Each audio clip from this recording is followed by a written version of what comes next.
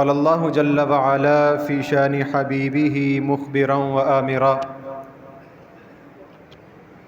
ان اللہ وملائکتہ یصلون علی النبی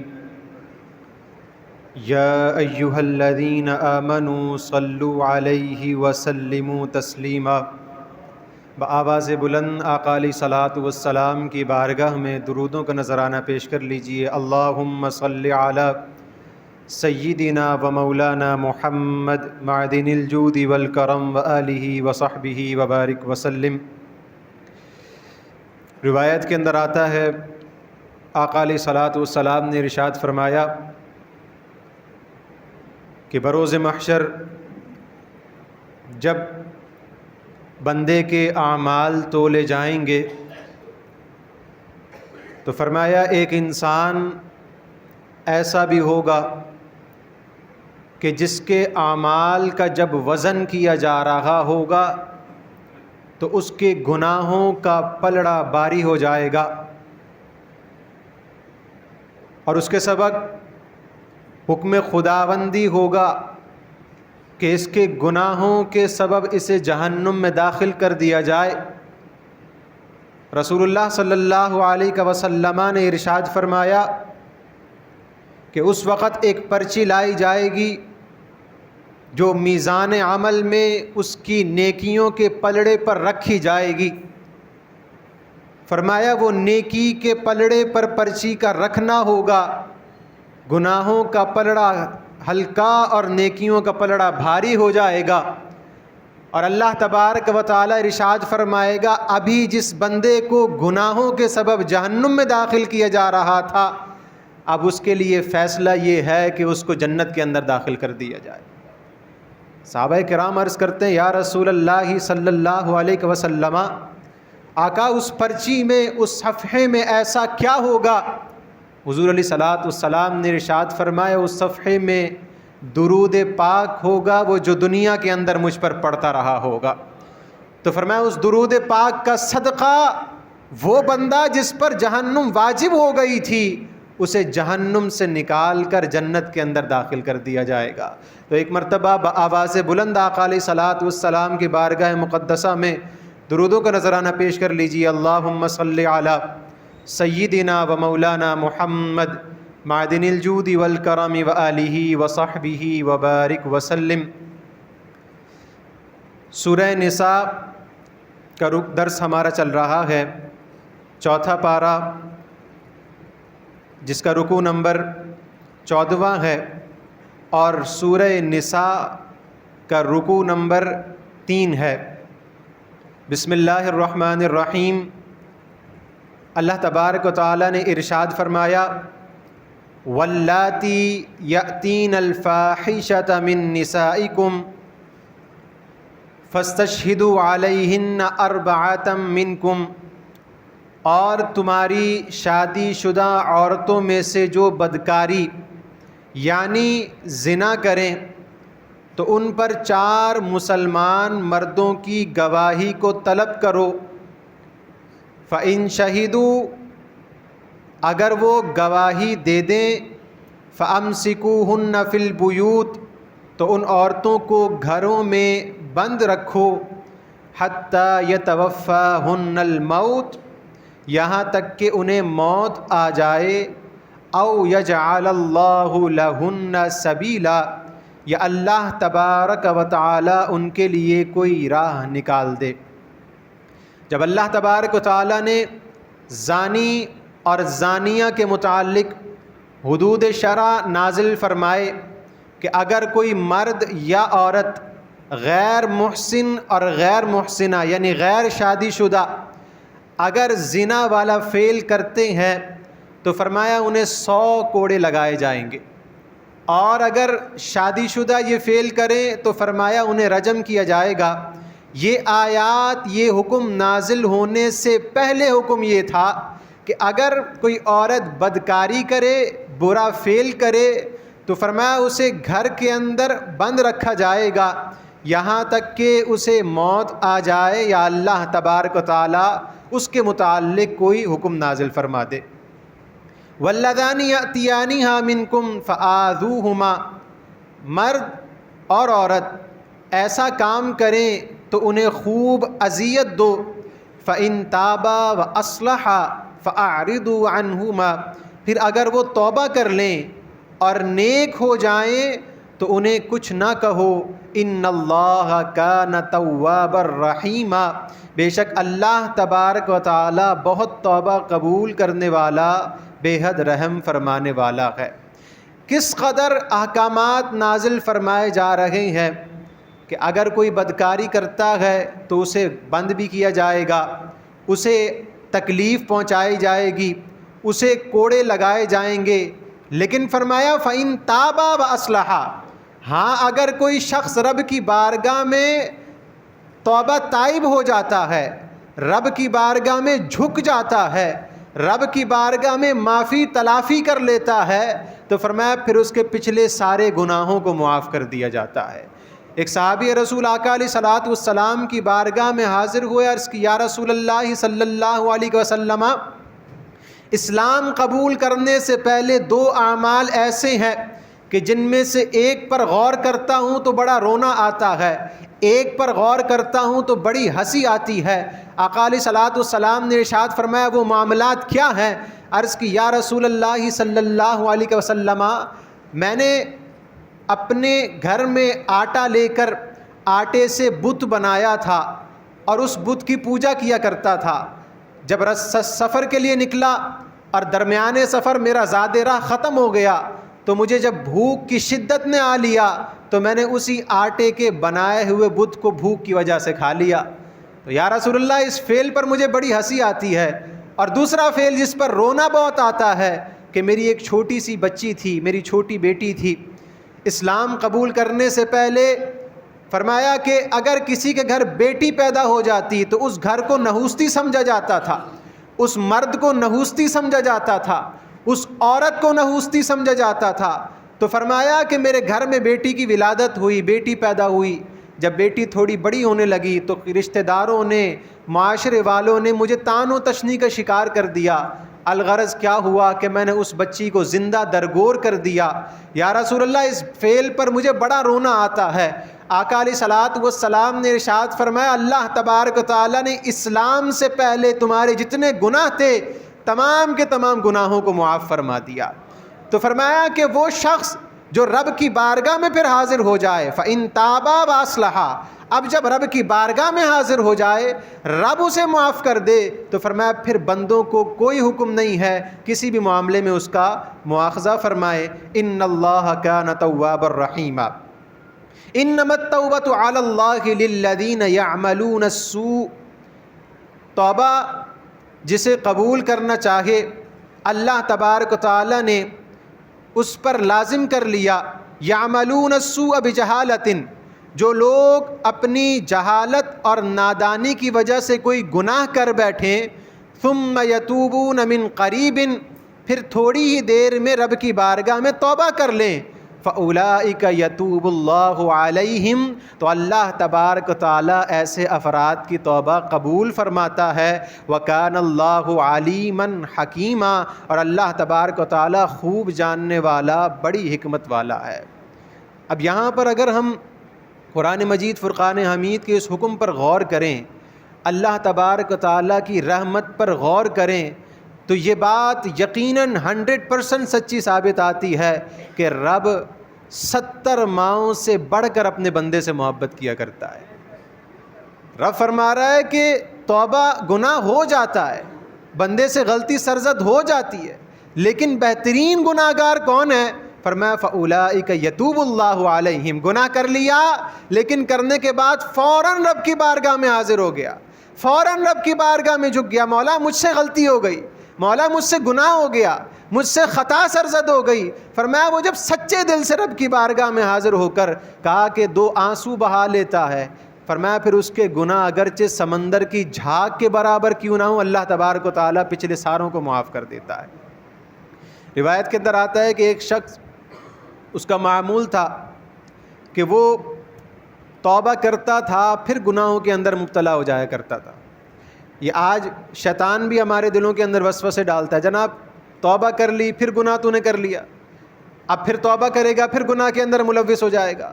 تو وہ اس طرح وساوس ڈال کر بندے کو رب کی بارگاہ سے دور کر لیتا ہے، بندے اور رب کا تعلق کمزور کر دیتا ہے.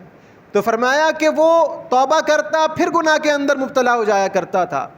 الغرض اس نے جب 69ویں مرتبہ کہا کہ جب توبہ کرنے گناہ کرنے کے بعد توبہ کی پھر گناہ کے اندر مبتلا ہو گیا تو اب وہ رب کی بارگاہ میں حاضر نہ ہوا.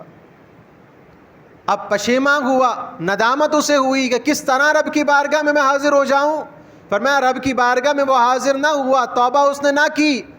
تو ہاتف غیب سے آواز آتی ہے، بندے آج توبہ کرنے کے لیے میری بارگاہ میں حاضر نہیں ہوا، آج توبہ کرنے کے لیے نہیں آیا، تو رحمت خداوندی سے مایوس ہو گیا، تو اللہ کی رحمت سے مایوس ہو گیا. اللہ تبارک و تعالیٰ سے بندہ عرض کرتا ہے، مولا مجھے حیا آتی ہے، میں توبہ کرتا ہوں پھر گناہ کے اندر مبتلا ہو جاتا ہوں، پھر غلطی سرزد ہو جاتی ہے. اللہ تبارک و تعالیٰ ارشاد فرماتا ہے، میرے بندے تو میری بارگاہ میں آ تو جانا. وہ رب جو 69ویں مرتبہ تیرے گناہوں کو معاف کرنے پر قدرت رکھتا ہے، وہ 70ویں مرتبہ بھی تیرے گناہوں کو معاف کر دے گا اور تیری توبہ کو قبول فرمانے والا ہے. تو فرمایا سچی توبہ رب کی بارگاہ میں بندہ لے کر تو آئے نا، بندہ رب سے تعلق قریب تو کرے نا. تو فرمایا پھر وہ رب اتنا نوازتا ہے کہ پھر پچھلے سارے گناہوں کو معاف فرما دیا جاتا ہے. فَأُولَٰئِكَ يَتُوبُ اللَّهُ عَلَيْهِمْ وَكَانَ اللَّهُ عَلِيمًا حَكِيمًا وَلَيْسَتِ التَّوْبَةُ لِلَّذِينَ يَعْمَلُونَ السُّوءَ، اور ان لوگوں کی توبہ قبول نہیں ہوتی جو گناہوں میں لگے رہتے ہیں، حَتَّى إِذَا حَضَرَ أَحَدَهُمُ الْمَوْتُ، جب ان میں سے کسی کو موت آ جاتی ہے، یعنی ان کی روح نکل جاتی ہے. قَالَ إِنِّي تُبْتُ الْآنَ، وہ کہتا ہے اب میں نے رب کی بارگاہ میں توبہ کی. وَلَلَّذِينَ يَمُوتُونَ وَهُمْ كُفَّارٌ، اور نہ ہی ان لوگوں کی توبہ قبول ہوتی ہے جو کفر کی حالت میں مر جاتے ہیں. أُولَٰئِكَ أَعْتَدْنَا لَهُمْ عَذَابًا أَلِيمًا، یہی وہ لوگ ہیں جن کے لیے ہم نے دردناک عذاب تیار کر رکھا ہے. یا ایھا الذین آمنوا، اے ایمان والوں، لا یحل لکم ان ترثوا النساء کرہا، تمہارے لیے حلال نہیں کہ تم زبردستی عورتوں کے وارث بن جاؤ. ولا تعضلوہن لتذہبوا ببعض ما آتیتموہن، اور ان عورتوں کو اس نیت سے نہ روکو کہ تم نے جو مہر ان کو دیا تھا اس میں سے کچھ واپس لے لو. الا ان یأتین بفاحشۃ مبینہ، مگر اس صورت میں کہ وہ کھلی بے حیائی کا کام کریں. زمانہ جاہلیت میں یہ ہوتا تھا کہ جس مرد کا انتقال ہو جاتا تھا تو اس مرد کے جو گھر والے تھے، رشتہ دار تھے، وہ اس کی بیوی سے نکاح کر لیا کرتے تھے، اس کے وارث بن جایا کرتے تھے اور بغیر مہر کے نکاح کیا کرتے تھے. اور اس وجہ سے وہ نکاح کرتے تھے چونکہ اس کے پاس اس کے شوہر کی جو تمام تر وراثت آنے والی ہے وہ ساری وراثت کے ہم حقدار بن جائیں. تو قرآن مجید فرقان حمید میں ارشاد فرمایا تمہارے لیے حلال نہیں کہ تم زبردستی عورتوں کے وارث بن جاؤ. اور اگلی آیت کریمہ کے اندر اللہ تبارک و تعالی نے ارشاد فرمایا اور عورتوں کو اس نیت سے نہ روکو کہ تم نے جو مہر ان کو دیا تھا اس میں سے کچھ واپس لے لو. زمانہ جاہلیت میں ہوتا یہ تھا، حضرت عبداللہ بن عباس رضی اللہ تعالیٰ عنہ بیان فرماتے ہیں کہ مرد عورت سے اس لیے اس کو روکا کرتا تھا، اس کو تکلیف دیا کرتا تھا، اس کو نقصان پہنچایا کرتا تھا کہ جو مہر میں نے اس کو دیا ہے یہ مہر مجھے وہ واپس کر دے، جو مال میں نے اس کو دیا ہے وہ مال مجھے یہ واپس کر دے. تو اس مال کو لینے کی غرض سے، اس مال کو حاصل کرنے کی غرض سے فرمایا وہ اس عورت کو تکلیف پہنچایا کرتا تھا، وہ اسے نقصان دیا کرتا تھا، وہ اس سے ہر حالت میں غصے میں گفتگو کیا کرتا تھا. یہ جو حکم ہے یہ بالخصوص زمانہ جاہلیت کے افراد کے لیے ہے اور بالعموم آنے والے تمام تر مسلمانوں کے لیے. آج ہم اپنے معاشرے کے اندر بھی دیکھیں نا کہ بعض مرد حضرات ایسے بھی ہوتے ہیں کہ جناب باہر دوستوں یاروں کے ساتھ دیگر معاملات میں ان کا موڈ بالکل ٹھیک رہتا ہے، وہ اچھے اخلاق کے ساتھ بھی پیش آتے ہیں اور معاملات بھی صحیح رکھتے ہیں، لیکن جب گھر کے اندر داخل ہوتے ہیں تو ان کا جو رویہ ہوتا ہے بہت سختی والا ہوتا ہے، زوجہ کے ساتھ بھی، اولاد کے ساتھ بھی۔ اور دوسری بات، ہمارے معاشرے کا یہ عنصر ہے کہ ہم کسی شرعی معاملے میں کسی کے ساتھ ناراضگی اختیار نہیں کرتے، بلکہ ہم ذاتی معاملات میں ناراضگی کا شکار ہو جاتے ہیں، چاہے وہ گھر والے ہوں، چاہے وہ رشتہ دار ہوں، چاہے وہ دوست یار ہوں۔ اگر کوئی بندہ شرعی معاملات کی خلاف ورزی کرتا ہے تو الا ماشاء اللہ ہم اسے ناراضگی کا اختیار کرتے ہیں، لیکن جہاں تک بات ہماری ذات کیا جائے تو فرمایا پھر ایسے تعلقات ختم کیے جاتے ہیں کہ پھر سالوں سال ایک دوسرے کا چہرہ نہیں دیکھا جاتا۔ تو فرمایا وہ اس وجہ سے عورتوں کو تکلیف دیتے تھے تاکہ ان سے جو مہر دیا گیا ہے وہ واپس لے لیں۔ وعاشروہن بالمعروف، اور تم ان کے ساتھ اچھا برتاؤ کرو۔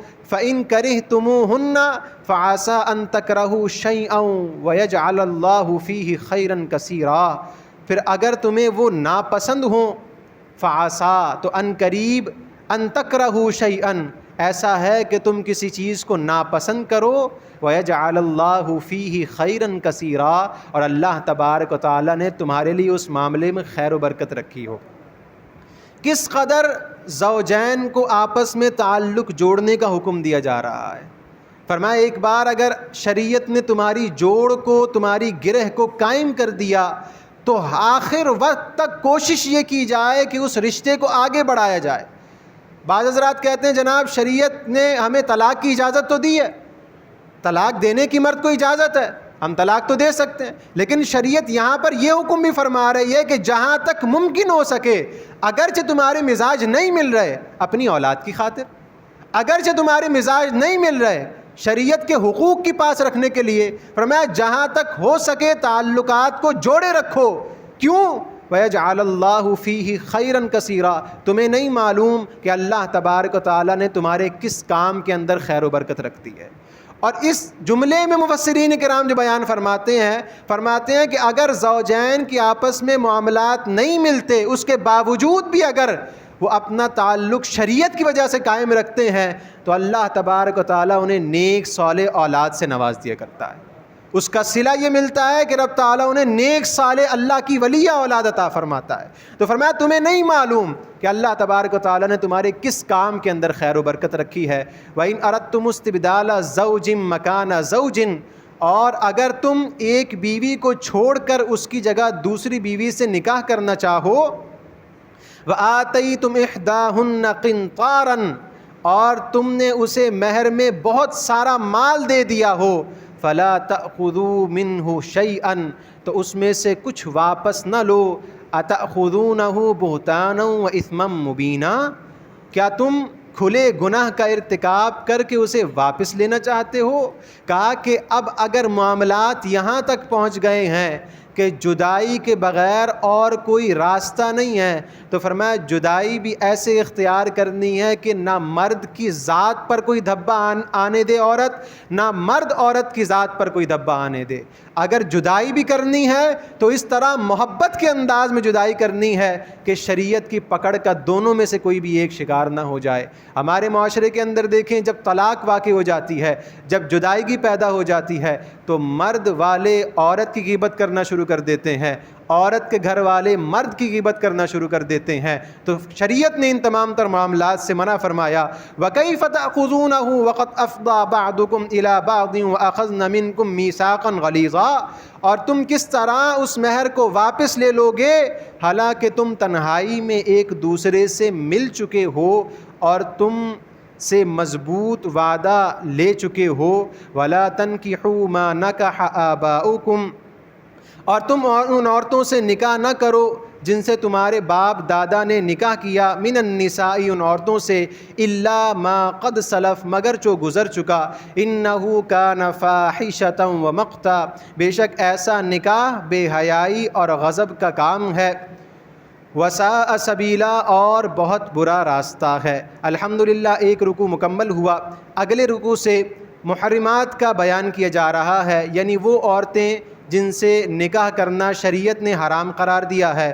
فرمایا حرمت علیکم امہاتکم، حرام کر دی گئی تم پر تمہاری مائیں، وبناتکم، اور تمہاری بیٹیاں، وَأَخَوَاتُكُمْ اور تمہاری بہنیں، وَعَمَّاتُكُمْ اور تمہاری پھوپھیاں، وَخَالَاتُكُمْ اور تمہاری خالائیں، وَبَنَاتُ الْأَخِ اور تمہارے بھائی کی بیٹیاں یعنی تمہاری بھتیجیاں، اب وہ بھائی ماں شریک ہو، بھائی باپ شریک ہو، یا دونوں سگا بھائی ہو، ماں باپ شریک ہو، کسی بھی اعتبار سے، وَبَنَاتُ الْأُخْتِ اور تمہاری بھانجیاں، تمہاری بہن کی بیٹیاں، وَأُمَّهَاتُكُمُ اللَّاتِي أَرْضَعْنَكُمْ اور تمہاری وہ مائیں جنہوں نے تمہیں دودھ پلایا۔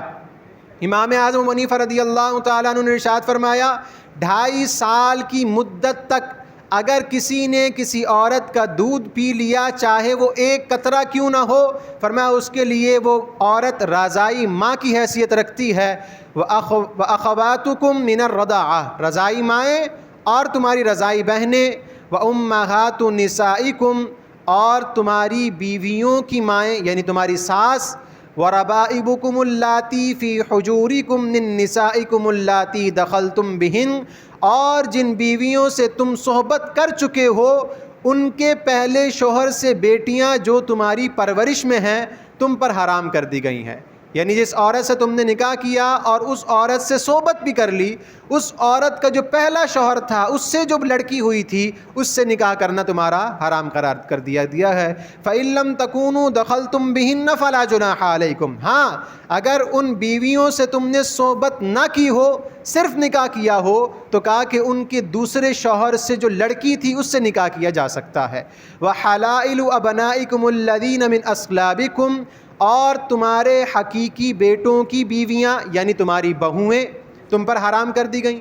وَأَن تَجْمَعُوا بَيْنَ الْأُخْتَيْنِ اور 2 بہنوں کا آپس میں جمع کرنا، 2 بہنوں کو جمع نہیں کیا جا سکتا، اگر 2 بہنوں کو جمع کیا جائے تو دوسری والی سے جو نکاح کیا جائے گا نکاح ثابت نہیں ہوگا۔ اسی طرح فرمایا پھوپھی اور بھتیجی کو ایک نکاح میں جمع نہیں کیا جا سکتا۔ اسی طرح فرمایا خالہ اور بانجی کو ایک نکاح کے اندر جمع نہیں کیا جا سکتا۔ تو یہ وہ رشتے جو قرابت کے رشتے ہیں، تو فرمایا ان دونوں کو ایک نکاح میں جمع نہیں کیا جا سکتا۔ ہاں ایک سے نکاح کیا، نکاح ختم کرنے کے بعد دوسری سے نکاح کیا جا سکتا ہے۔ الا ما قد سلف مگر جو پہلے گزر چکا۔ ان اللہ کان غفورا الرحیما بے شک بہت اللہ تبارک و تعالی بہت بخشنے والا رحم فرمانے والا ہے۔ عزیزان گرامی دیکھیے یہ وہ مسائل ہیں، یہ وہ معاملات ہیں جن کا سیکھنا ہر مسلمان پر فرض قرار دے دیا گیا ہے۔ اب اگر کوئی بندہ ایسا ہے کہ جسے یہ معاملات نہیں پتہ، جسے یہ مسائل نہیں پتہ، کسی قدر اس کا عذر عند اللہ و عند الرسول فرمایا قبول نہیں کیا جائے گا۔ اور یہ مسائل اخذ کب ہوں گے، یہ مسائل حاصل کیسے ہوں گے؟ یا تو اس کا طریقہ کار یہ ہے کہ میں خود محنت کروں، 8 سال درس نظامی پڑھوں، خود محنت کر کے قرآن فہمی حاصل کروں، اب پھر قرآن کو سمجھنے والا ہو جاؤں، یا پھر اس کی دوسری صورت یہ ہے کہ میں قرآن پڑھانے والے، قرآن سمجھانے والوں کی محفل میں آ کر بیٹھ جاؤں۔ 2 صورتوں میں سے کوئی ایک صورت اختیار کرنی پڑے گی۔ اور اگر کوئی بندہ نہ خود علم دین حاصل کر رہا ہے، نہ علم دین کی مجالس میں بیٹھ رہا ہے، اب اگر وہ علمی مسائل سے ناآشنا ہے تو فرمایا اس کا عذر کسی قدر قبول نہیں کیا جائے گا۔ الحمدللہ 4 پارے کا اختتام ہوا۔ اللہ تبارک و تعالیٰ سے دعا ہے جو کچھ سنا اس پر عمل کی توفیق عطا فرمائے۔ ایک مرتبہ آقا علیہ الصلوۃ والسلام کی بارگاہ میں درود پڑھ لیجئے۔ مولایا صلی وسلم دائما ابدا علی حبیبک خیر الخلق کلہم اللہم صلی علی سیدنا و مولانا محمد معدن الجود والکرم وآلہ وصحبہ وبارک وسلم۔ بسم اللہ الرحمن الرحیم۔ 5ویں پارے کا آغاز ہے۔ سورہ نساء ہماری کنٹینیو ہے، چل رہی ہے۔ فرمایا والمحصنات من النساء اور تم پر حرام کر دی گئیں وہ عورتیں جو دوسروں کے نکاح میں ہوں، دوسروں کی بیویاں، الا ما ملکت ایمانکم مگر کافروں کی وہ عورتیں جو تمہارے ملک میں آ جائیں۔ آقا علیہ الصلوۃ والسلام کے دور مبارکہ، حضور علیہ الصلوۃ والسلام کے دور اقدس میں، متقدمین کے زمانے میں غلام اور باندی کا دور ہوا کرتا تھا۔ تو یہاں پر باندی کے مسائل بیان کیے جا رہے ہیں، لونڈی کے مسائل بیان کیے جا رہے ہیں۔ اس کی مثال آپ کے سامنے اس طرح عرض کروں کہ آقا علیہ الصلوۃ والسلام کا جو شہر مبارک مدینہ المنورہ تھا، وہ دارالاسلام تھا، اور اس دور میں ایک مثال کے طور پر جو حنین کا مقام تھا وہ دارالحرب تھا۔ تو دارالحرب میں جنگ کرنے کے بعد جو کفار کی عورتیں آتیں، انہیں مسلمان باندی یا لونڈی اس طرح بنا کر ان سے معاملات اور خدمت لیا کرتے تھے۔ آج کے دور میں نہ کنسیپٹ باندی کا ہے نہ کنسیپٹ غلام کا ہے۔ آقا علیہ الصلوۃ والسلام نے اپنے دور میں اس قدر غلام آزاد کیے اور اس قدر غلاموں کو آزاد کرنے کی ترغیب دی گئی کہ آج کے دور میں نہ ہمیں غلام نظر آتے ہیں نہ ہمیں باندیاں اور لونڈیاں نظر آتی ہیں۔ تو پھر لونڈیوں کے احکامات بیان کیے جا رہے ہیں، الا ما ملکت ایمانکم، جو تمہاری ملک میں ہے یعنی باندیاں، کتاب اللہ علیکم، یہ حکم تم پر اللہ تبارک و تعالیٰ کا فرض کیا ہوا ہے۔ شریعت کے بہت سارے احکامات ایسے ہیں جن کو بیان کرنے کے لیے مختلف مقامات اور مختلف جگہیں ہوتی ہیں۔ جیسے آپ کے سامنے میں یہ باندی اور لونڈی کے مسائل بیان کر رہا ہوں، اب اگر آپ اس مسائل کو جا کر عوام کے سامنے اور دوستوں کی گیدری کے اندر بس بیان کرنا شروع کر دیں گے اور ان کو بیان کرنے کے لیے صحیح الفاظ کا استعمال نہیں کیا جائے گا تو کیا ہوگا؟ وہ لا علم لوگ، وہ علم سے ناآشنا لوگ شریعت کا اور اسلام کا مذاق اڑانا شروع کر دیں گے۔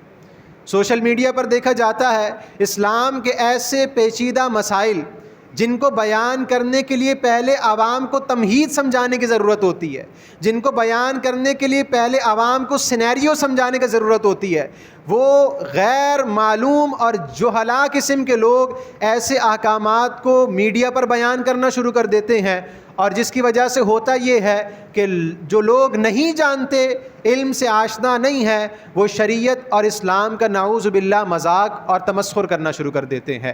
تو ایسے چیدہ مسائل ان کو بیان کرنے کے مختلف مقامات ہوا کرتے ہیں۔ کتاب اللہ علیکم، یہ حکم اللہ تم پر اللہ تبارک و تعالیٰ کا فرض کیا ہوا ہے۔ وَأُحِلَّ لَكُم مَّا وَرَاءَ ذَلِكُم، اور ان کے سوا باقی سب عورتیں تمہارے لیے حلال ہیں۔ جو تمہیں احکامات بیان کر دیے گئے، حرمت علیکم امہاتکم سے لے کر الا ما ملکت ایمانکم تک، یہ جو احکامات بیان کر دیے گئے، فرمایا یہ عورتیں تم پر حرام ہیں، اس کے علاوہ ساری ما وراء ذالکم، اس کے علاوہ جتنی بھی ہیں وہ تم پر حلال ہیں۔ ان تبتغوا باموالکم محسنین غیر مسافحین، بشرط یہ کہ تم اپنے مال یعنی مہر کے بدلے نکاح کر کے طلب کرو، نہ کہ بدکاری کرتے ہوئے انہیں حاصل کرو۔ فمستمتعتم به منہن فآتوہن اجورہن فریضہ، پھر جن عورتوں سے نکاح کر کے تم ان سے فائدہ اٹھا لو تو ان کے مقرر کیے ہوئے مہر انہیں ادا کرو۔ فلا جناح علیکم فیما تراضیتم به من بعد الفریضہ، اور مہر مقرر کرنے کے بعد تمہاری آپس کی رضامندی سے مہر میں جو کمی زیادتی طے ہو جائے، ان اللہ کان علیما حکیما، تم پر کوئی گناہ نہیں ہے، بے شک اللہ تبارک و تعالی جاننے والا بڑی حکمت والا ہے۔ یعنی مہر مقرر کر دیا گیا، اب عورت مرد چاہے تو اپنی مرضی اور عورت کی رضامندی کے ساتھ بڑھا کر بھی دے سکتا ہے، اور عورت چاہے تو اپنی مرضی سے مقرر کیے ہوئے مہر کو کم بھی کر سکتی ہے، یہ باہمی رضامندی کے ساتھ ہے۔ وَمَن لَّمْ يَسْتَطِعْ مِنكُمْ طَوْلًا أَن يَنكِحَ الْمُحْصَنَاتِ الْمُؤْمِنَاتِ، اور تم میں سے جو شخص ایمان والی آزاد عورتوں سے نکاح کی مالی طاقت نہ رکھتا ہو، فَمِمَّا مَلَكَتْ أَيْمَانُكُمْ مِنْ فَتَيَاتِكُمُ الْمُؤْمِنَاتِ، تو وہ مسلمانوں کی ایماندار کنیزوں سے نکاح کرے۔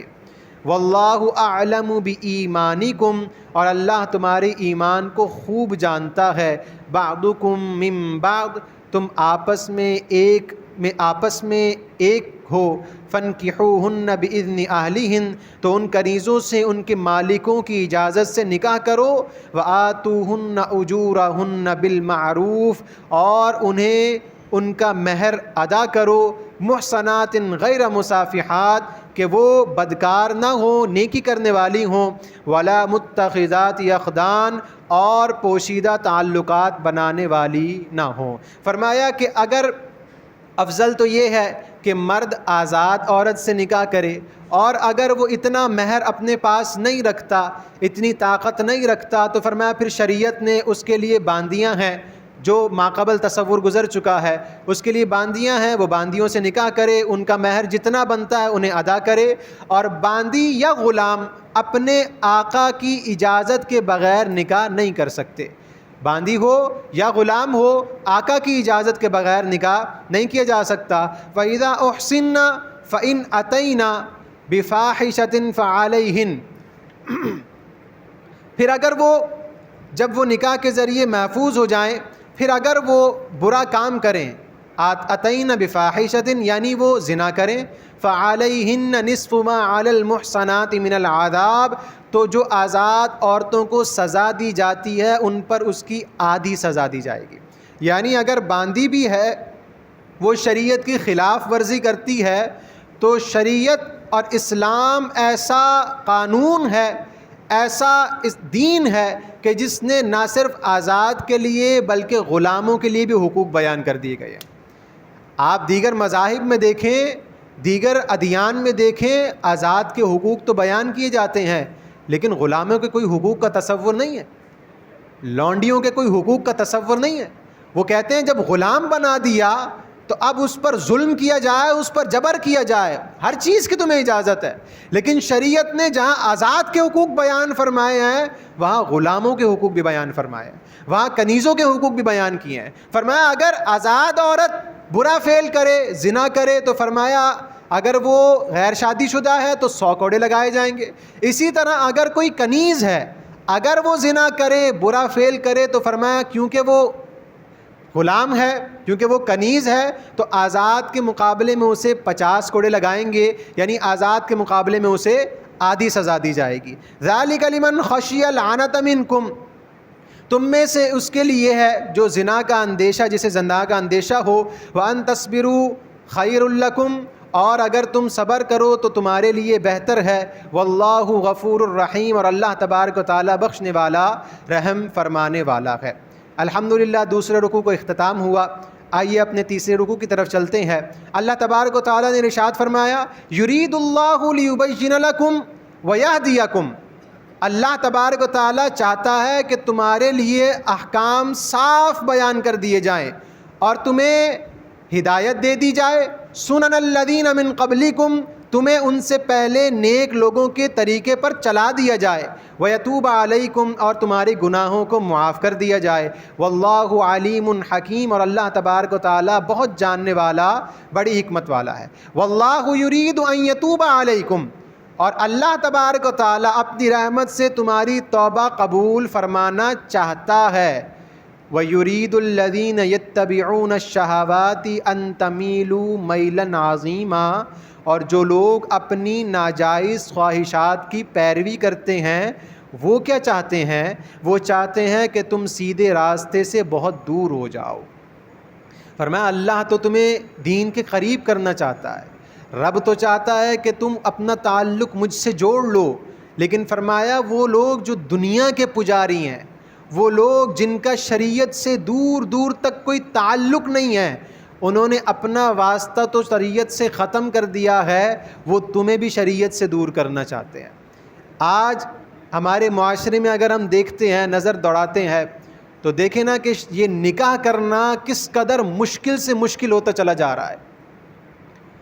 جہیز کے معاملات الگ ہیں، جہیز میں عمدہ چیزیں دینے کے معاملات الگ ہیں، پھر وہ رسمیں الگ ہیں جو شادی کے معاملات میں کی جاتی ہیں، پھر شادی کے معاملات الگ ہیں، پھر شادی کے بعد زندگی گزارنا وہ معاملات الگ ہیں۔ ایک لڑکا ایک لڑکی کے لیے نکاح کو مشکل سے مشکل تر کرتے چلے جا رہے ہیں۔ اس کی وجہ کیا ہے؟ اس کا ریزن صرف اور صرف یہی ہے کہ ہم نے اپنی اسلام، اپنی شادیوں کے اندر یہودانہ اور ہندوانہ رسم و رواج کو داخل کر لیا ہے۔ آپ دیکھیں نا، شادی شروع ہوتی ہے اور شادی جہاں پر اختتام پذیر ہو رہی ہے، سارا معاملات کیا ہیں؟ جہیز دینے کے معاملات ہیں۔ تو جناب عمدہ سے عمدہ جہیز دینا ہے، کیوں بھائی؟ کہ لڑکی کے جو گھر والے ہیں، رشتہ دار ہیں، ان کو بھی تو دکھانا ہے۔ جناب لڑکی کی جو کزن تھی، اس کی شادی ہوئی تھی تو بڑا اعلیٰ فرنیچر اس کو دیا تھا، اس کو فریج بھی دیا تھا، تو اس کو جناب ماموں نے اے سی بھی دیا تھا، اس کو لڑکے کو جناب بائک بھی دی گئی تھی۔ اگر میں اپنی بیٹی کو عمدہ فرنیچر نہیں دوں گا تو معاشرے والے کیا بولیں گے؟ خاندان کی عورتیں تو مجھے جو ہے وہ زندہ ہی نہیں رہنے دیں گی. تو مشکل سے مشکل تر کر دیا. اس کے بعد اب شادی کے معاملات پر آ جائیں. لڑکے کے ساتھ جو جوتا چرائی کی رسم ہے جناب 25,000 50,000 اس میں دینے. دودھ پلائی کی رسم ہے 25,000 50,000 وہاں پر دینے. وہ اس کو گیٹ پر روکا جا رہا ہے 50,000 وہاں پر دینے. یہ ساری رسمیں شریعت سے ان کا کوئی دور تک کوئی تعلق نہیں ہے. یقین جانیے یہ معاشرے کا المیہ ہے. اسی وجہ سے کیا ہو رہا ہے؟ یہ نوجوان لڑکے اور لڑکی نکاح سے دور ہو کر غلط معاملات کے اندر پڑتے چلے جا رہے ہیں. کیوں؟ وہ لڑکا سمجھتا ہے میرے پاس اتنی استطاعت ہی نہیں ہے, پہلے میں پڑھ لوں پھر کما لوں, کمانے کے بعد تھوڑا جمع کر لوں پھر اس کے بعد شادی کروں. جب تک اس بیچارے کی عمر بھی نکل جاتی ہے اور وہ غلط معاملات کے اندر بھی پڑ جاتا ہے. اور ہماری شادی کے اندر دیکھ لیجئے ایسے معاملات آپ کو دیکھنے میں نظر آئیں گے. پردہ تو بالکل ختم ہوتا چلا جا رہا ہے. جہاں پر آپ کو پردہ نظر بھی آئے گا وہاں پر لڑکی کے جو رشتہ دار میں سے جو اس کے کزن ہیں, جو اس کے رشتہ دار کے افراد ہیں, وہ عورتوں کے اندر داخل ہوں گے. کیا ان سے پردہ نہیں ہے؟ قرآن تو بیان فرما رہے یہ جو حرمت والے رشتے بیان کر دیے گئے یہ سارے حرمت والے رشتے ہیں. کیا ان سے پردہ نہیں ہے؟ کیا خالہ کے بیٹے سے پردہ نہیں ہے؟ کیا چاچو کے بیٹے سے پردہ نہیں ہے؟ جناب اس کا عذر یہ پیش کیا جاتا ہے ہم تو بچپن سے ساتھ کھیلے ہیں, ان کا تو ہمارے گھر میں آنا جانا ہے, تو پردہ تو بہت مشکل ہے. تو شریعت پر عمل کرنا مشکل ہے جبھی تو اس کا ثواب دیا گیا ہے. اس کے بعد آپ دیکھ لیجئے گانے باجے ہمارے معاشرے کی نعوذ باللہ ضرورت بن گئے ہیں. الا ماشاء اللہ ایسی شادیاں ہوتی ہیں جہاں پر گانے باجے نہیں ہوتے. اس کے علاوہ جو ہے وہ لڑکا لڑکی کی انٹری ہو رہی ہے اسٹیج پر, اس کے اندر خرافات الگ ہیں. اور پھر اینڈ میں کیا ہوتا ہے؟ اس بیٹی کو قرآن کے سائے میں رخصت کر دیا جاتا ہے. اب کیا ہوتا ہے؟ کچھ عرصہ گزرا لڑکی کی طلاق ہو گئی. 70% سے ابو ریشو گزر گیا ہے کہ لڑکا لڑکی شادی ہوئی فوراً سے طلاق ہو گئی. کیا ہوا جناب؟ اتنی عمدہ شادی کی تھی, نہ جانے کس کی نظر لگ گئی, نہ جانے کس نے کالا جادو کر دیا, نہ جانے کس نے نظر لگا. نہیں یہ بات نہیں ہے. یہ جو غیر شریعت کے مطابق تم نے رسم و رواج کی یہ اس کی بے برکتی کا ثبوت ہے. وہ بیٹی جس کو تم نے قرآن کے سائے میں رخصت کیا, اگر اس کو قرآن کی تعلیمات دیتے اور قرآن کی تعلیمات کے مطابق اس کی شادی کی جاتی تو اس کو معلوم ہوتا کہ گھر کو چلانا کیسے اور گھر کو بسانا کیسے. آقا علیہ الصلوۃ والسلام کی بارگاہ میں ایک صحابی حاضر ہوئے, عرض کیا رسول اللہ صلی اللہ علیہ وسلم, حضور میرے والد بیمار ہیں اور میرا شوہر مجھے والد کے پاس جانے کی اجازت نہیں دیتا. یا رسول اللہ صلی اللہ علیہ وسلم میرے لیے کیا حکم ہے؟ آقا علیہ الصلوۃ والسلام نے ارشاد فرمایا بیٹی تم صبر کرو. باپ بیمار ہے نا, شوہر جانے کی اجازت نہیں دے رہا, اگرچہ شوہر غلط کر رہا ہے, شوہر کوئی اچھا کام نہیں کر رہا, لیکن حضور نے فرمایا بیٹی تم صبر کرو. کچھ عرصہ بعد پھر حاضر ہوئی, عرض کی یا رسول اللہ صلی اللہ علیہ وسلم میرے والد کا بیماری کی وجہ سے انتقال ہو گیا لیکن میرے شوہر نے مجھے جانے نہیں دیا. یا رسول اللہ ان کی ڈیتھ ہو گئی, بیماری کی وجہ سے انتقال ہو گیا, میرے شوہر نے مجھے جانے نہیں دیا, وہ رو رہی ہے. آقا علیہ الصلوۃ والسلام نے ارشاد فرمایا بیٹی تو صبر کر, تیرے صبر تو نے جو آج صبر کیا ہے اس صبر کا صلہ یہ ہے کہ اللہ تبارک و تعالیٰ نے تیرے والد کے سارے گناہوں کو معاف کر کے اسے جنت کے اندر داخلہ عطا فرما دیا. تو یہ صبر کیسے نصیب ہوا؟ وہ شریعت کو پڑھنے والی تھی, وہ قرآن کو سمجھنے والی تھی.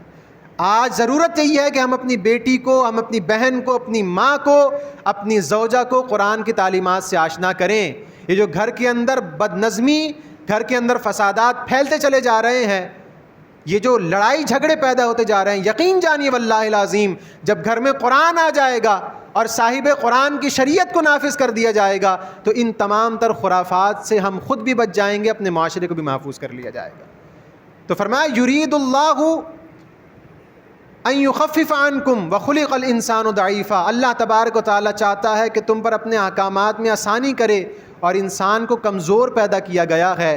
یا ایھا الذین آمنوا, اے ایمان والوں, لا تأکلوا اموالکم بینکم بالباطل الا ان تکون تجارۃ عن تراض منکم, اے ایمان والوں آپس میں ایک دوسرے کے مال کو ناجائز طریقے سے نہ کھاؤ مگر یہ کوئی کہ سودا تمہاری آپس کی رضامندی سے ہو. ولا تقتلوا انفسکم, اور تم اپنے آپ کو ہلاکت میں نہ ڈالو، ان اللہ کان بکم رحیما، بے شک اللہ تبارک و تعالیٰ تم پر بے حد رحم نازل فرمانے والا ہے۔ کہ تجارت کرو لیکن ایسے معاملات ہوں، کسی کے ساتھ ناجائز تعلق نہ ہو، اس کی جو ہے وہ ناجائز اس کے ساتھ معاملات نہ کیے جائیں، اس کی حق تلفی نہ کی جائے۔ آقا علیہ صلاۃ والسلام کی حدیث پاک ہے، حضور علیہ صلاۃ والسلام نے ارشاد فرمایا جب قوم کے اندر ناپ تول میں کمی پیدا ہو جاتی ہے تو اللہ تبارک و تعالیٰ اس قوم سے اپنی رحمت کو اٹھا لیا کرتا ہے، اللہ تبارک و تعالیٰ اس قوم سے اپنی برکت کو دور کر لیا کرتا ہے۔ آج گھر میں 4 کمانے والے ہیں، گھر میں 5 کمانے والے ہیں، سیلری بہت اچھی ہے، لیکن مہینہ ختم ہونے سے پہلے مال پتہ نہیں کہاں چلا جاتا ہے، معلوم نہیں ہوتا، اخراجات پورے نہیں ہو رہے ہیں، گھر نہیں چل رہا۔ ہر دوسرے بندے کی یہی آہ ہے، یہی پکار ہے، یہی لمحہ فکریہ ہے۔ وجہ کیا ہے؟ وجہ یہ ہے کہ فرمایا تمہارے گھر سے خیر و برکت کا ختم ہو گئی۔ اس کی کیا وجہ ہے؟ فرمایا تم نے ناپ تول کے اندر کمی کرنا شروع کر دی۔ ہم دیکھیں نا اپنے معاشرے کے اندر بہت سارے ایسے بھی لوگ ہیں جو اپنی اولاد کی وجہ سے، گھر کی وجہ سے مشکوک مال حاصل کرنے کے در پہ ہو جاتے ہیں، حرام مال کمانے کے در پہ ہو جاتے ہیں۔ اور آج کل تو یہ سوالات کیے جاتے ہیں جناب بٹ کوائن یہ جو آج کل رائج ہو گیا، بتائیں علماء کرام سے اس کا مسئلہ کیا ہے؟ حالانکہ علماء کرام نے بیان کر دیا ہے اس کوائن کی کوئی شرعی حیثیت نہیں ہے، یہ اس کی فزیکل ایگزسٹنس نہیں ہے، اس کی وجہ سے شریعت میں اس کو جائز نہیں قرار دیا، لیکن اس کے باوجود ہمارے معاشرے کے اندر بہت سے ایسے نوجوان ہیں جو اس کوائن کو لے کر تجارت کر رہے ہیں، اور وہ در حقیقت حرام ہے۔ تو جب حرام لقمہ جسم میں جائے گا، حرام لقمے کی آمیزش وجود میں ہوگی، تو فرمایا پھر کیسے گھر کے اندر خیر و برکت ہو سکتی ہے؟ تو فرمایا کہ تجارت ایسے کرو کہ کسی کی حق تلفی نہ ہو۔ وَلَا تَقْتُلُوا أَنفُسَكُمْ۔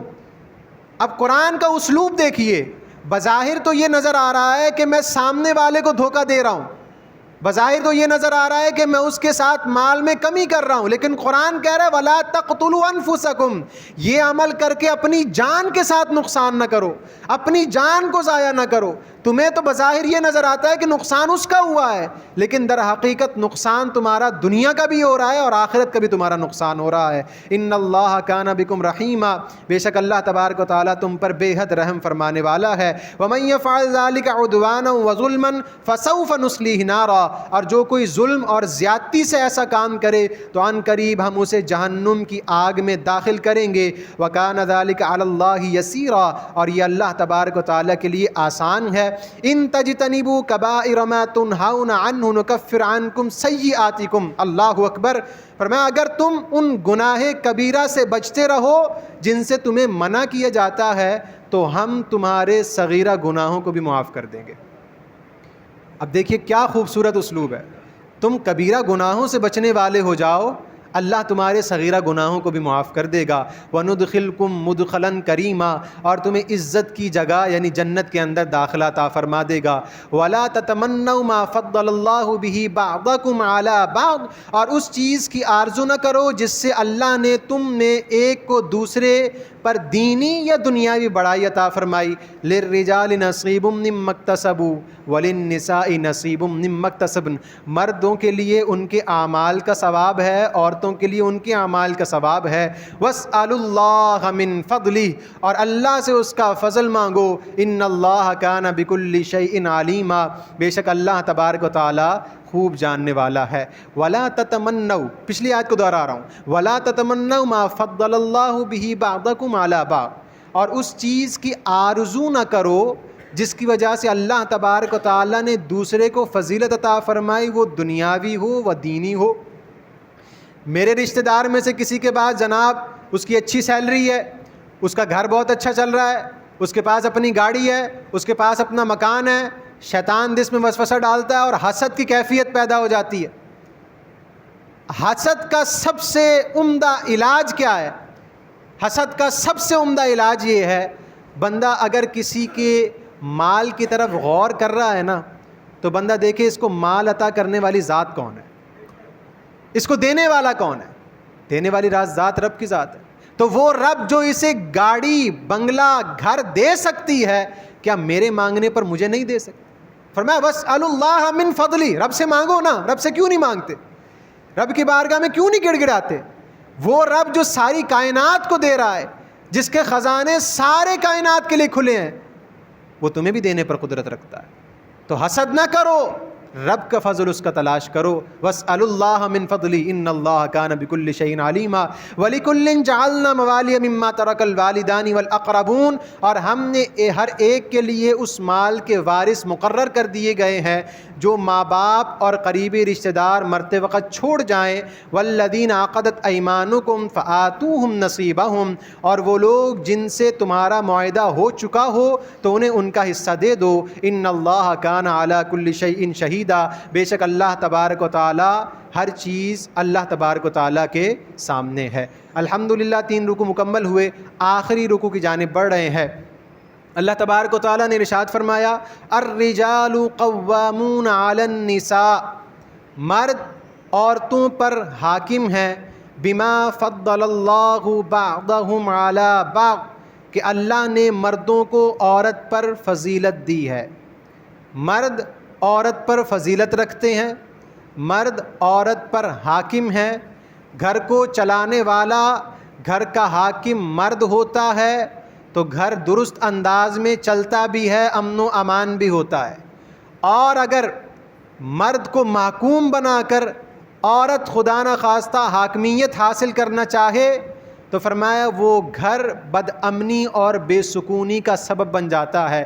کیونکہ قرآن میں رب نے فیصلہ کر دیا کہ مردوں کو عورتوں پر حاکمیت اور فضیلت وہ رب نے اور قرآن نے عطا فرمائی ہے. وَبِمَا أَنفَقُوا مِنْ أَمْوَالِهِمْ، کہ مردوں نے ان پر اپنے مال خرچ کیے. فَالصَّالِحَاتُ، تو نیک عورتیں. قانتات، فرمانبردار عورتیں. حافظات، مرد کی غیر موجودگی میں اس کے گھر کی، اس کی اولاد کی اور اس کے راز کی حفاظت کرنے والی ہیں. یہ نہیں کہ 2 سہیلیاں آپس میں بیٹھی ہیں، میکے میں گئیں تو اپنی بہنوں کے ساتھ، اماں جی کے ساتھ مرد کے سارے احوال کھول کر رکھ دیے. اس سے نقصان اور کسی کو نہیں ہوگا، آپ کی ذات کو ہوگا. اس سے نقصان عورت کی ذات کو ہوگا. اس سے نقصان بچوں کے مستقبل پر پڑے گا. تو قرآن یہ کہتا ہے کہ مرد کی جس طرح پیٹھ پیچھے عورت نے اس کے گھر کی حفاظت کرنی ہے، جس طرح اس کی اولاد کی حفاظت کرنی ہے، اسی طرح عورت نے اس کے راز کی بھی حفاظت کرنی ہے. للغیب بما حفظ اللہ، جس طرح اللہ تبارک و تعالیٰ نے انہیں حفاظت کرنے کا حکم دیا ہے. واللاتی تخافون نشوزہن فعظوہن، اور جن عورتوں کی نافرمانی کا تمہیں اندیشہ ہو تو انہیں سمجھاؤ. اب یہاں پر اسلوب دیکھیے قرآن کا. ہم قرآن کو سمجھتے نہیں ہیں، لوگ قرآن کو پڑھتے نہیں ہیں تو نعوذ باللہ ثم نعوذ باللہ اپنی زبان سے غلط الفاظ استعمال کرتے ہیں کہ جناب اسلام تو شدت پسندی کا مذہب ہے، اسلام شدت پسندی کا درس دیتا ہے. دیکھیے بیان فرمایا جا رہا ہے وَاضْرِبُوهُنَّ، عورتوں کو مارا جائے. اور کچھ لوگ اس جملے کو استعمال کر کے پتہ نہیں کیا کیا غلط الفاظ استعمال کرتے ہیں. تو پہلے قرآن کو صحیح طرح پڑھو تو صحیح نا، قرآن حکم کیا دے رہا ہے. فرمایا پہلے عورتوں سے کہا کہ عورتیں پاک دامن ہوں، نیک ہوں، اللہ کے حکم کے پاس رکھنے والیاں ہوں. لیکن اگر وہ یہ نہیں کر رہی پھر اب مرد پر کیا ہے؟ واللاتی تخافون نشوزہن، اگر جن عورتوں سے تمہیں نافرمانی کا اندیشہ ہو، سب سے پہلے کیا کرنا ہے؟ فائزوہن، انہیں سمجھاؤ، انہیں محبت سے بٹھا کر انہیں سمجھاؤ، شریعت کے احکامات انہیں بتاؤ کہ شریعت تمہارے متعلق کیا حکم دیتی ہے، شریعت نے کیا احکامات نازل فرمائے. اس کے بعد واہجروہن، اب دوسرا اسٹیپ کیا ہے کہ آپ بستر الگ کر دو. اب تیسرا اسٹیپ کیا ہے؟ وَاضْرِبُوا واہجروہن فی المضاجع وَاضْرِبُوهن. ہاں اب تیسرا اسٹیپ یہ ہے کہ انہیں مارو لیکن ہلکی مار. یا مفسرین کرام نے تفسیر بیان فرمائی ہے اس طرح ضرب ماری جائے کہ جس طرح مسواک سے ضرب لگائی جاتی ہے. تو شریعت تو یہ بیان کر رہی ہے، قرآن تو یہ احکامات بیان کر رہا ہے کہ ڈائریکٹ یہ نہیں کہ زد و کوب کا شکار کر دیا جائے، اس صنف آئین کو مار کا شکار کر دیا جائے. نہیں، سب سے پہلے سمجھانے کا مرحلہ ہے، پھر بستر الگ کرنے کا مرحلہ ہے، پھر اس کے بعد یہ مرحلہ آتا ہے فَإِنْ أَطَعْنَكُمْ فَلَا تَبْغُوا عَلَيْهِنَّ سَبِيلًا. اگر پھر وہ تمہاری فرمانبردار ہو جائیں تو انہیں تکلیف دینے کا کوئی بہانہ تلاش نہ کرو. اگر اس نے اپنی غلطی سے اپنے آپ کو دور کر لیا اور معاملات طے ہو گئے، اب پھر یہ نہیں ہے کہ دوبارہ کوئی معاملہ ہوا کہ پھر اسی غلطی پر اس کو جو ہے وہ زد و کوب کرنا شروع کر دیا۔ اور یہاں پر یہ غور طلب بات ہے، عورت کے ساتھ سختی والا معاملہ کیا جائے گا شریعت کے احکامات میں، یاد رکھیے۔ اگر وہ شرعی پردہ نہیں کرتی وہاں سختی والا معاملہ کیا جائے گا، اگر عورت نماز نہیں پڑھتی وہاں سختی والا معاملہ کیا جائے گا۔ عورت پر لازم نہیں ہے کہ وہ آپ کو عمدہ کھانے پکا کر دے، وہ صبح سے دوپہر تک کھانا بنانے میں محنت کر رہی ہے، نمک تیز ہو گیا، سالن میں مرچیں تیز ہو گئیں، یہاں پر زد و کوب کا شکار کر دی، اس کو تانے بھی دینا ہے، اس کو گالیاں بھی دینا ہے، اس کے ماں باپ کو گالیاں بھی دینی ہے، اس کو زد و کوب کا شکار کرنا، نہیں، اپنی ذات کے لیے نہیں۔ شریعت نے اپنی ذات کے لیے کہا کہ ہر طرح معافی دینے کا کہا ہے، ہاں شریعت کی پاسداری نہیں کرتی وہ احکامات اس کے لیے ہیں۔ فَإِنْ أَطَعْنَكُمْ فَلَا تَبْغُوا عَلَيْهِنَّ سَبِيلًا، اگر وہ تمہاری فرمانبردار ہو جائیں تو انہیں تکلیف دینے کا کوئی بہانہ تلاش نہ کرو۔ إِنَّ اللَّهَ كَانَ عَلِيًّا كَبِيرًا، بے شک اللہ سب سے بلند اور بہت بڑا عظمت والا ہے۔ بہت ہی کم افراد ایسے ہوتے ہیں جو اپنے گھر والوں پر شریعت کے احکامات کو لازم کرنے میں اپنے گھر والوں کو نصیحت کرتے ہیں، اپنے گھر والوں کو شرعی پردہ لازم کرنے میں اپنے گھر والوں کے ساتھ سختی کرتے ہیں۔ تو یہاں پر قرآن میں جو فرمایا جا رہا ہے وہ شرعی احکامات کے متعلق بیان فرمایا جا رہا ہے۔ وَإِنْ خِفْتُمْ شِقَاقَ بَيْنِهِمَا فَابْعَثُوا حَكَمًا مِّنْ أَهْلِهِ وَحَكَمًا مِّنْ أَهْلِهَا، کہا کہ اب وہاں تک بھی بات زد و کوب سے نہیں ختم ہوتی، تو اگر تمہیں میاں بیوی کے درمیان جھگڑے کا خوف ہو تو ایک منصف مرد کے رشتہ داروں میں سے مقرر کرو اور ایک منصف عورتوں کے رشتہ داروں میں سے مقرر کر دیا جائے۔ اب دو ایسے افراد بٹھائے جائیں جو مرد اور عورت کی آپس میں صلح کروانا چاہتے ہوں، آپس میں محبت کو قائم کروانا چاہتے ہوں، اور فرمایا جو صلح کروانے والے افراد بھی ہیں نا، ظاہر سی بات ہے مرد کا بھی غصہ ہے، عورت کا بھی غصہ ہے، جب عورت کو اکیلے میں بٹھا کر پوچھا جائے گا وہ مرد کے متعلق الفاظ استعمال کرے گی، انسان ہے، جو صلح کروانے والا اس پر لازم ہے وہ الفاظ مرد کے سامنے استعمال نہ کرے کہ ان دونوں کے درمیان اور جدائی کی پھیلنے کا اندیشہ ہو جائے۔ تو فرمایا جو لوگ صلح کروانے والے ہیں وہ جس قدر چاہیں جتنا کوشش ہو سکے آپس میں محبت قائم کروائیں، آپس میں صلح قائم کروانے کی کوشش کریں۔ وَإِن يُرِيدَ إِصْلَاحًا يُوَفِّقِ اللَّهُ بَيْنَهُمَا، اور اگر یہ دونوں صلح کروانا چاہیں، اللہ اکبر، اگر صلح کروانے والے یہ نیت کر کے بیٹھیں کہ ہاں ہم نے صلح کروانی ہے، تو فرمایا یوفق اللہ بینہما، اللہ تبارک و تعالیٰ ان دونوں مرد اور عورت کے درمیان محبت کو قائم فرما دے گا۔ فرمایا کام تم کرو تو صحیح نا، تم کوشش تو کرو۔ لوگ تو انتظار کر رہے ہوتے ہیں، جناب ان کا گھر اچھا ہنستا بھستا گزر رہی ہے زندگی، کوشش کر رہے ہوتے ہیں کوئی ایسا معاملہ کیا جائے کہ دونوں کے اندر نا اتفاقیاں پیدا ہو جائیں۔ تو فرمایا اگر صلح کروانے والے صلح کی نیت کریں گے تو پھر نیت کرنا صرف ان کا کام ہے، اللہ تبارک و تعالیٰ محبت دونوں کے درمیان خود ہی قائم فرما دے گا۔ یوفق اللہ بینہما ان اللہ کان علیما خبیرا، واعبدوا اللہ، اور اللہ کی عبادت کرو، ولا تشرکوا بہ شیئا، اور اس کے ساتھ کسی کو شریک نہ ٹھہراؤ، وبالوالدین احسانا، والدین کے ساتھ حسن سلوک کے ساتھ پیش آؤ، وبذی القربا، اور رشتہ داروں کے ساتھ، والیتاما، یتیموں کے ساتھ، والمساکین، مسکینوں کے ساتھ، والجار ذی القربا، اور قریبی رشتہ داروں کے ساتھ، والجار الجنوبی، اور پڑوسیوں کے ساتھ، والصاحب بالجنبی، اور ساتھ بیٹھنے والوں کے ساتھ۔ ساتھ بیٹھنے والوں سے مراد قریبی لوگ ہیں، آپ کے دوست بھی اس کے اندر شامل ہیں، آپ کسی محفل میں مجلس میں بیٹھے ہیں تو آپ کے برابر میں جو بیٹھا ہے وہ بھی اس کے اندر شامل ہے، آپ یہاں پر بیٹھے ہیں آپ کے برابر میں جو بیٹھا ہے وہ بھی اس کے اندر شامل ہے۔ قرآن اس کے بھی حقوق بیان کر رہا ہے، تمہارے برابر میں کوئی مسلمان بیٹھا ہے اس کو بھی حقوق بیان کیے جا رہے ہیں۔ وابن السبیل، اور مسافروں کے لیے، وما ملکت ایمانکم، اور جو تمہارے غلام ہیں، تمہاری باندیاں ہیں۔ ان اللہ لا يحب من کان مختالا فخورا، بے شک اللہ تبارک و تعالیٰ تکبر کرنے والے کو، بڑائی کرنے والے کو ہرگز پسند نہیں کرتا۔ الذین یبخلون، وہ لوگ جو بخل کرتے ہیں، وَيَأْمُرُونَ النَّاسَ بِالْبُخْلِ، اور لوگوں کو کنجوسی کا حکم دیتے ہیں، وَيَكْتُمُونَ مَا آتَاهُمُ اللَّهُ مِنْ فَضْلِهِ، اور اللہ نے اپنے فضل سے جو انہیں عطا کیا وہ اسے چھپاتے ہیں، وَأَعْتَدْنَا لِلْكَافِرِينَ عَذَابًا مُهِينًا، اور ہم نے کافروں کے لیے ذلت والا عذاب تیار کر رکھا ہے، وَالَّذِينَ يُنْفِقُونَ أَمْوَالَهُمْ رِئَاءَ النَّاسِ، اور وہ لوگ جو اپنا مال لوگوں کو دکھانے کے لیے خرچ کرتے ہیں۔ سوشل میڈیا بھرا پڑا ہے، سارے معاملات دکھائے جا رہے ہیں، جناب میں نے یہ لے لیا، میرے پاس یہ ہے، میرے پاس وہ ہے۔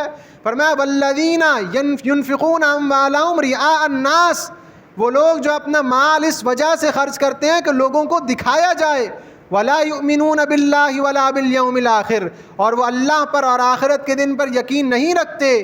ومن یکن الشیطان له قرینا فساء قرینا، اور جس کا ساتھی شیطان ہو تو وہ بہت ہی برا ساتھی ہے، یعنی خود بھی جہنم میں جانے والا ہے، اس کو بھی جہنم کے اندر لے جانے والا ہے۔ وماذا علیہم لو آمنوا باللہ، اور ان کا کیا نقصان ہوتا اگر وہ اللہ پر والیوم الآخر، آخرت کے دن پر ایمان لے آتے۔ وانفقوا مما رزقهم اللہ، اور اللہ کے دیے ہوئے مال سے اس کی راہ میں خرچ کرتے۔ وکان اللہ بہم علیما، اور اللہ تبارک و تعالیٰ انہیں خوب جانتا ہے۔ ان اللہ لا یظلم مثقال ذرہ، بے شک اللہ کسی پر ذرہ برابر بھی ظلم نہیں کرتا۔ وَإِن تَكُ حَسَنَةً يُضَاعِفْهَا وَيُؤْتِ مِن لَّدُنْهُ أَجْرًا عَظِيمًا، اور اگر کوئی نیکی کرنے والا ہو تو اللہ تبارک و تعالیٰ اسے دگنا عطا فرماتا ہے اور اپنے پاس سے بڑا اجر عطا فرماتا ہے۔ فَكَيْفَ إِذَا جِئْنَا مِن كُلِّ أُمَّةٍ بِشَهِيدٍ وَجِئْنَا بِكَ عَلَىٰ هَٰؤُلَاءِ شَهِيدًا، تو کیسا حال ہوگا جب ہم ہر امت میں سے ان کے نبی کو گواہ بنا کر لائیں گے، اور اے حبیب صلی اللہ علیہ وسلم آپ کو ان سب پر گواہ بنا کر لایا جائے گا۔ یومئذ یود الذین کفروا وعصوا الرسول، اس دن وہ لوگ جنہوں نے کفر کیا اور رسول کی نافرمانی کی، لو تسوی بہم الارض، تمنا کریں گے کہ کاش انہیں مٹی میں دبا کر زمین میں برابر کر دیا جائے، ولا یکتمون اللہ حدیثا، اور وہ اللہ سے کوئی بات چھپا نہ سکیں گے۔ تو اس مکمل رکوع کے اندر والدین کے ساتھ حسن سلوک کا بیان کیا جا رہا ہے، رشتہ داروں کے ساتھ حسن سلوک کا بیان کیا جا رہا ہے، عزیز و اقارب کے ساتھ حسن سلوک کا بیان کیا جا رہا ہے، پڑوسیوں کے ساتھ حسن سلوک کا بیان کیا جا رہا ہے۔ تو وقت اتنا نہیں ہوتا کہ ہم ہر جملے کو اس کو کھول کر بیان کریں، تو آپ حضرات جہاں تفسیر کم ہوتی ہے وقت کے تناظر کی وجہ سے، کوشش یہ کریں کہ خود تفسیر کا مطالعہ کرنے کی کوشش کریں، قرآن سے خود شناسائی حاصل کرنے کی کوشش کریں۔ یہ ترجمہ آپ کے سامنے جو پہلے میں بیان کیا جا چکا ہے، بہت سہل اور آسان انداز میں بیان کیا جاتا ہے، تو کوشش کریں اس ترجمے کو حاصل کریں، اس ترجمے سے قرآن کے معنی اور مفاہیم کو سمجھیں۔ اللہ تبارک و تعالیٰ سے دعا ہے جو کچھ سنا اس پر عمل کی توفیق عطا فرمائے۔ وآخر دعوانا ان الحمد للہ رب العالمین۔